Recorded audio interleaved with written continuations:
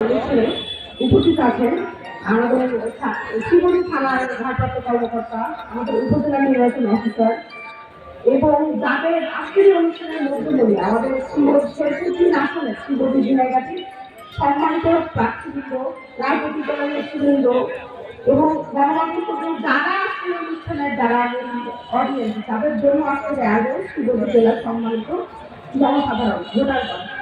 ইশতেহার ঘোষণা জাতীয় নির্বাচনের একটি গুরুত্বপূর্ণ অধ্যায়।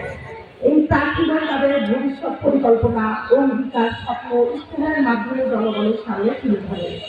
এসব অঙ্গীকারের চূড়ান্ত বিচারক হচ্ছে আপনারা, যারা আজকে বলতে জনগণ। আপনারা বিচার করবেন যে কার ইশতেহার, কার যে প্রতিজ্ঞা, কার অঙ্গীকার আপনারা পছন্দ করবেন।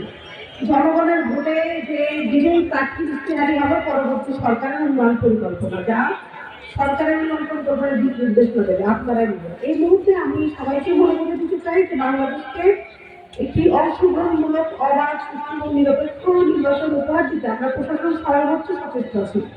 একই সঙ্গে নির্বাচন আচরণবিধি মেনে চলার জন্য প্রচারণাকালে আমি সকল প্রার্থীকে অনুরোধ করছি যে কঠোর নির্বাচন আচরণবিধি কঠোর অনুসরণ করার জন্য।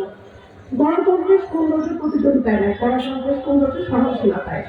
আমরা আশা করি যে আজকে এরকম এক মঞ্চে যেরকম আমাদের সকল প্রার্থীগণ তাদের ইচ্ছার ঘোষণা করলেন, শ্রীমতী উপজেলায় একটি শান্তিপূর্ণ, সরলতা এবং সৌহার্দ্যের একটি উজ্জ্বল উদাহরণ থাকবে এবং ভোটারদের ভোটেই নির্বাচিত হবে। পরবর্তী ভোটাররা নির্দিষ্ট ভোট কেন্দ্রে নিজের ভোটাধিকার প্রয়োগ করতে পারবেন এবং সেভাবে সরকার গঠন হবে। প্রার্থীদের প্রতি আমি আহ্বান জানাই যে আজকে ইশতেহার যে উন্নয়ন প্রতিশ্রুতি আপনারা দিলেন, ভবিষ্যতের শ্রীমতীর উন্নয়ন, বাংলাদেশের উন্নয়ন আপনাদের ইশতেহারের অনুযায়ী আপনারা বাস্তবায়ন করবেন। এবারে নির্বাচনের আরেকটি গুরুত্বপূর্ণ বিষয় হচ্ছে গণভোট।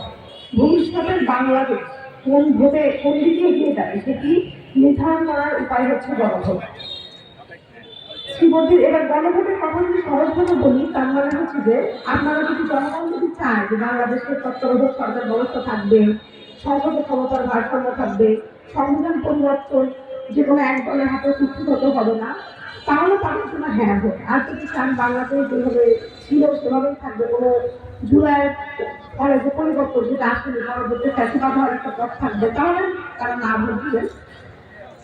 এখন জাতীয় নির্বাচনে জনগণের আশা, আকাঙ্ক্ষা এবং স্বপ্নের প্রতিফলন ঘটুন এবং একটি সৌহার্দ্যপূর্ণ পরিবেশ নির্বাচন অনুষ্ঠিত হবে, এই প্রত্যাশা রেখে আমি আজকের এই ইশতেহার ঘোষণা অনুষ্ঠানের আনুষ্ঠানিক সমাপ্তি ঘোষণা করছি। আমি আরেকবার ধন্যবাদ দিতে আমাদের শেরপুর আসনের প্রার্থীদেরকে তাদের নির্বাচনী প্রচারণার গুরুত্বপূর্ণ সময় আমার এই ইশতেহার ঘোষণা অনুষ্ঠানে যাওয়ার জন্য। এবং আমি আবার ধন্যবাদ দিতে চাই আপনাদের সবাইকে, যে যারাই আপনাদের এই ইশতেহার অনুষ্ঠানে এসে আমাদের এই অনুষ্ঠানটাকে সফল করেছেন। সবাইকে অসংখ্য ধন্যবাদ।